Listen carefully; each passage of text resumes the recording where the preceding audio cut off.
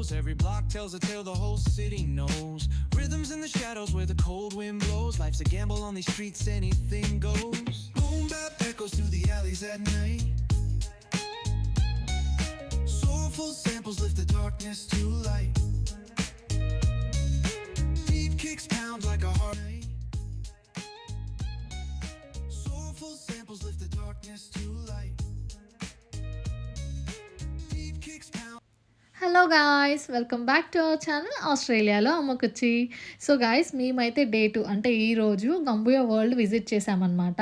అక్కడ ఏంటంటే మొత్తం థీమ్ పార్క్ కదా, రైడ్స్, వాటర్ రైడ్స్ ఇవన్నీ ఏంటంటే ఫోన్స్ అలో చేయట్లేదు వాళ్ళు, రిస్కీ అని చెప్పేసి.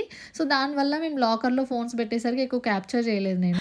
బట్ చాలా బాగా ఎంజాయ్ చేసాం. నాకు మంచిగా వండర్లాకి వెళ్ళిన ఫీలింగ్ వచ్చింది. అండ్ తర్వాత మధ్యలో రెస్టారెంట్కి వెళ్ళాం. ఆబ్వియస్గా నేను షూట్ చేద్దాం అనుకున్నాను, బట్ ఆకలికి ఆగలేకపోయాను. వాటర్లో తడిసాం కదా, ఫుల్ ఆకలేసింది. ఫుడ్ అలా టేబుల్ మీదకి వచ్చిందో లేదో మా పొట్టలో పడిపోయింది, అంత ఫాస్ట్గా తిన్నాం. సో ఇంటికి రాగానే మా వాళ్ళంతా ఫుల్ అలసిపోయి పడుకున్నారు. బట్ మేము నలుగురం మాత్రం మంచిగా వాకింగ్ వచ్చాం. వాళ్ళు నన్ను వదిలేసి వెళ్ళిపోతున్నారు. బట్ నాకే మీతో మాట్లాడాలనిపించి ఆన్ చేశాను అనమాట. అసలు ఎంత బాగుంది వెదర్ అంటే, మీరు చూస్తే కూడా నా ఫ్రేమ్ ఎంత కలర్ఫుల్గా ఎంత బాగుందో. ఇది గోల్డెన్ అవర్ అనమాట, సన్సెట్ అవుతుంది కదా, అమేజింగ్గా ఉంది. బ్యాక్ సైడ్ వీడియో తీసి మీకు పెడతాను. సో ఈరోజైతే ఇంకా ఇప్పటివరకు ఇంత జరిగింది. ఈవినింగ్ ఏం చేస్తాం అనేది కూడా అప్డేట్ ఇస్తాను. అండ్ రేపు కూడా చాలా అమేజింగ్గా ఉండబోతుంది. అండ్ మేము ఫెర్రీలో ట్రావెల్ చేయబోతున్నాం. సో నేను రేపు కూడా షూట్ చేసి వీడియోస్ అప్లోడ్ చేస్తాను.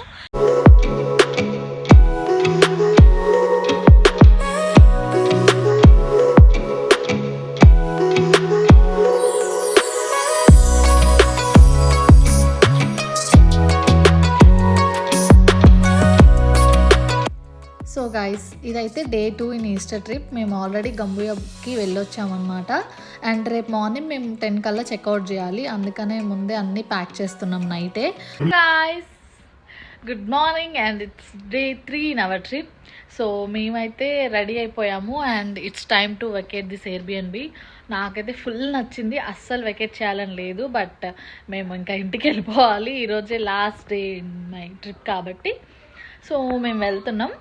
అండ్ మా వాళ్ళంతా లోపల సర్దేసి మొత్తం ప్యాక్ చేసి కార్లోకి ఎక్కిచ్చేస్తున్నారు. మోస్ట్లీ ఇంకొక హాఫ్ అన్ అవర్లో మేము స్టార్ట్ అయిపోతాం. ఇక్కడ నుంచి మేము కొన్ని ఎగ్జైటింగ్ ప్లేసెస్కి వెళ్తున్నాము. అండ్ ఈరోజు ఫెర్రీ ఎక్కుతున్నాను. నేను ఫస్ట్ టైం నేను ఆస్ట్రేలియా వచ్చిన కాంచి అడుగుతున్నాను ఫెర్రీ ఎక్కాలని. అండ్ ఈరోజు అయితే ఎక్కబోతున్నాం. I'm little bit excited. So let's see what will happen today. Chips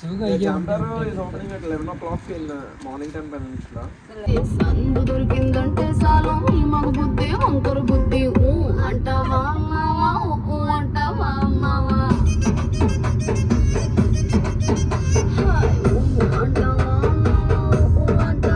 okay, ఇప్పుడు మనం కేబుల్ కార్ ఎక్కుతున్నాం. చెప్పన్నా అన్న, ఇప్పుడు రికార్డింగ్ ఉంది, ఇప్పుడు ఉంది అదే కదా. So guys, third day of our ట్రిప్లో మా ఫస్ట్ డెస్టినేషన్ వచ్చేసి కేబుల్ కార్ ఎక్కాలని అనుకున్నాము. సో మార్నింగ్ 10లో Arthur's seat eagle base station అని ఉంటుందన్నమాట. సో ఇక్కడికి వచ్చాము. ఇక్కడ కేబుల్ కార్ ఎక్కేసి కొండపైకి వెళ్ళి మంచిగా అక్కడ వ్యూ పాయింట్స్ అన్నీ చూసుకొని వస్తాము. నాకైతే ఈ కేబుల్ కార్ ఎక్స్పీరియన్స్ పిచ్చగా నచ్చేసింది. బికాస్ వ్యూ అంతే బాగుంది, అట్ ద సేమ్ టైం ఎక్కడైనా కేబుల్ కార్ మోస్ట్లీ క్లోజ్డ్ ఉంటాయి.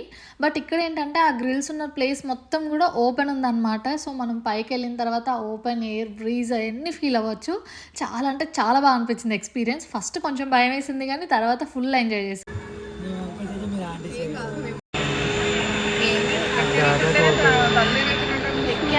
మా వాళ్ళు ఇంకా బ్యాక్ అక్కడే ఉన్నారు. వచ్చేసారా? Say hi. మా వాళ్ళు అక్కడ ఉన్నారు, వెనకాల ఎక్కారు. మనం ఇక్కడ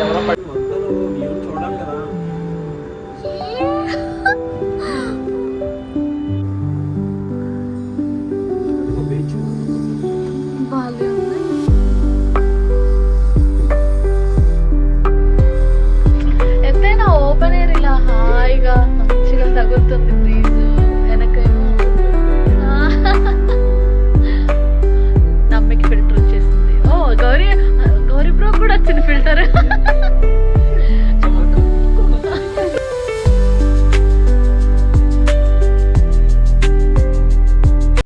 సో మేమైతే పైకొచ్చాము. రాగానే ఇక్కడ కేఫ్ ఉంది. సో ఏదైనా ఒకటి తిందామని వచ్చాము. బికాజ్ ఆల్మోస్ట్ 11 అయిపోతుంది. మాకు ఫుల్ ఆకలేస్తుంది. వ్యూ పాయింట్‌కి వెళ్ళాలంటే మళ్ళీ చిన్న ట్రెక్ చేయాలి కాబట్టి కొంచెం ఎనర్జీ కోసం ఫుడ్ కోసం వచ్చాము. బట్ ఎక్కువ ఆప్షన్స్ లేవు. చాలా మినిమల్ ఆప్షన్స్ ఉన్నాయి. బట్ తప్పలేదు, ఇంకా ఆకలేస్తుంది కాబట్టి ఏదో ఒకటి తిందామని చెప్పేసి తీసుకున్నాం.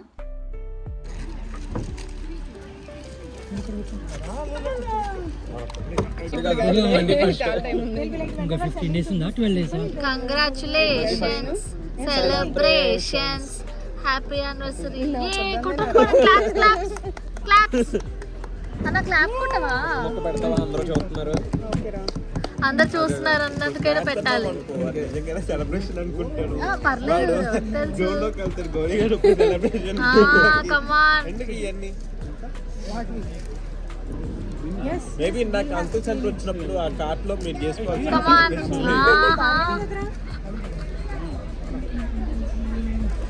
అప్పుడు అలాగా ఉండదు, దీన్ని అప్పుడు పెట్టేద్దాం.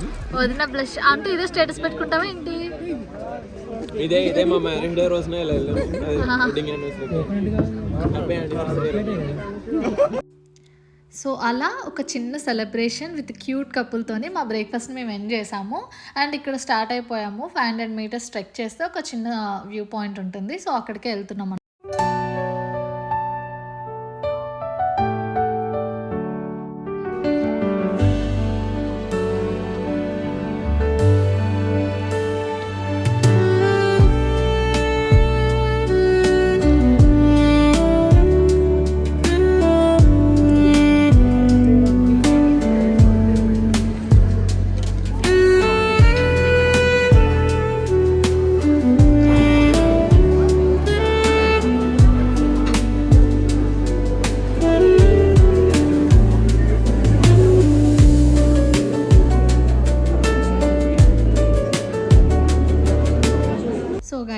చూసారు కదా, మేము రల్లుకోట్ పాయింట్ కంప్లీట్ చేసేసుకొని కింద ఇక్కడ షాపింగ్ ఉంటే అది కూడా అలా చూసేసి మేము ఇప్పుడు పార్కింగ్ దగ్గరికి వెళ్తున్నాము. అండ్ ఇక్కడ నుంచి మేము పోర్ట్ నెపియన్ స్టార్ట్ అయిపోయాము.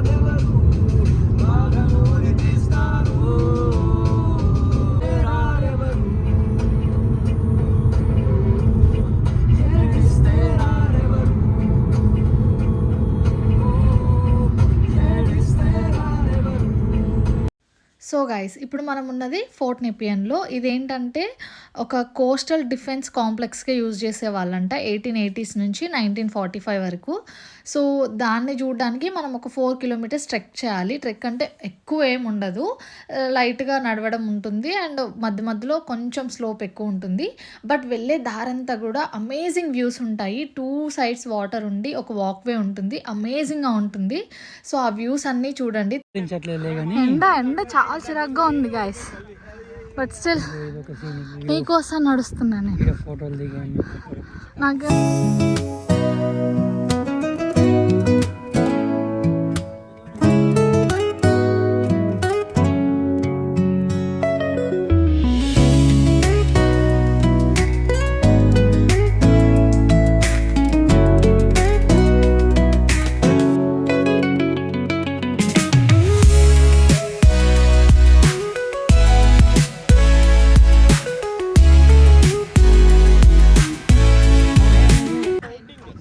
ఇదేనా జైలు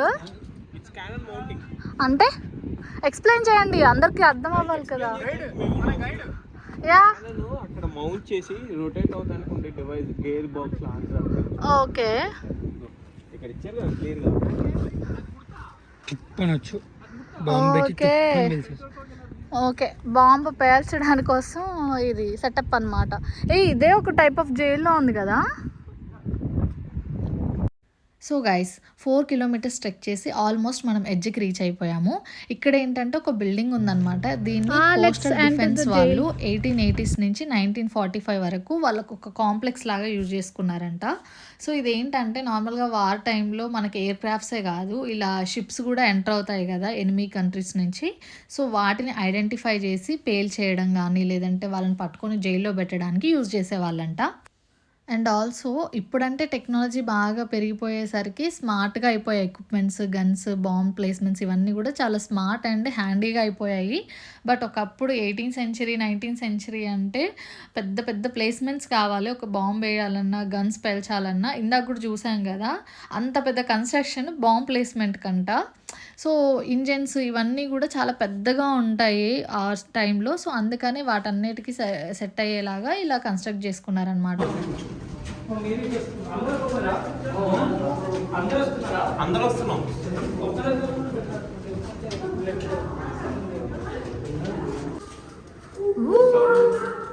ఇదేరా జైలు. చిన్ను, నువ్వు జైల్లో ఖైదీలానే ఉన్నావు తెలుసా?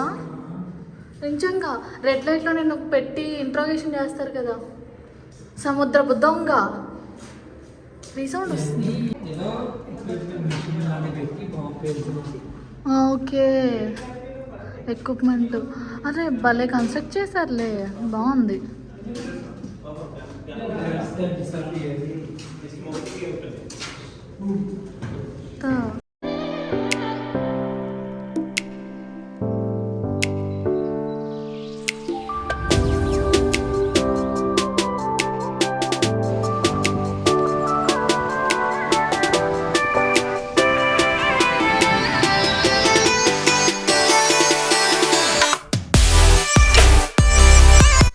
సో గైస్ చూసారు కదా ఫోర్ట్ నేపియర్ని. ఇప్పుడు మనం వచ్చేసింది సొరంటోక్ అనమాట.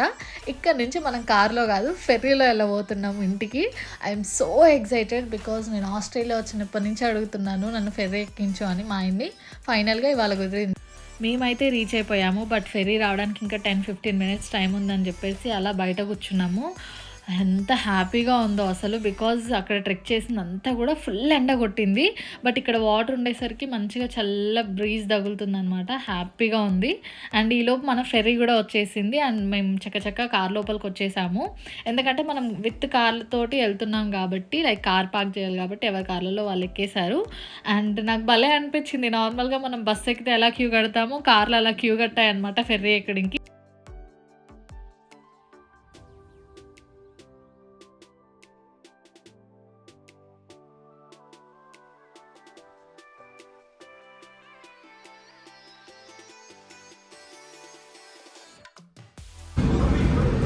అరే ఊగుతుంది, భలే అనిపిస్తుందిరా.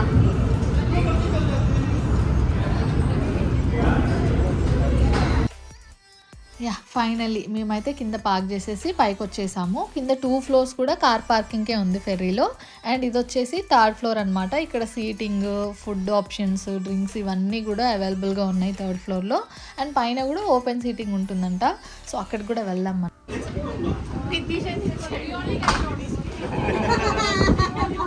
అక్కడ ఏంటి ఫైర్ వస్తుంది?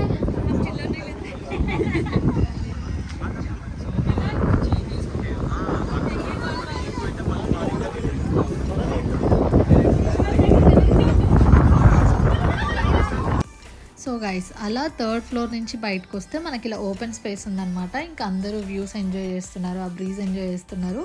బట్ నేను మాత్రం నా జుట్టుతోటి మినీ యుద్ధమే చేస్తున్నాను. నార్మల్గా కర్లీ హెయిర్ మెయింటైన్ చేయడం చాలా కష్టం. అలాంటిది ఇంత హెవీ విండ్ ఉంటే అన్కంట్రోలబుల్గా అయిపోతుంది. ఎలా అంటే నువ్వా నేనా తేల్చుకుందాం అన్నట్టు బిహేవ్ చేస్తుంది నా హెయిర్.